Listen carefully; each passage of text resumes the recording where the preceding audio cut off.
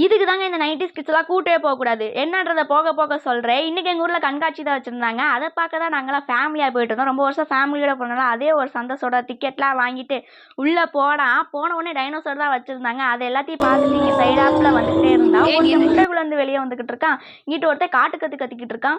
இங்கிட்டு வந்து பார்த்தா மீனு, புத்தர் அது இதுன்னு நெறையா வச்சிருந்தாங்க. இன்னொருத்தன் பறக்க ட்ரை பண்ணிட்டு இருந்தான். அவன் கூட சேர்ந்து நம்மளும் பறக்க ட்ரை பண்ணிட்டு, இன்னொருத்தன தொடலான்னு போனான். அவன் செம்ம அடங்க பக்கத்திலேயே வரல. போடா அப்படின்னு சொல்லிட்டு நானும் இந்த சைடு வந்தா, அந்த காலத்துலேருந்து இந்த காலத்து வரைக்கும் என்னென்ன காசு இருந்துச்சோ அது எல்லாத்தையும் மேஜை மேலே போட்டு அடுக்கி வச்சிருந்தாங்க. நானும் ஒவ்வொரு காசெல்லாம் பார்த்துட்டு சூப்பராக இருக்கேன்னு சொல்லிட்டு அடுத்த வேலையை பார்க்க போயிட்டோம். இங்கிட்டு வந்தால் நாப்தால் ப்ராடக்ட் அது இதுன்னு நிறையா இருந்துச்சு.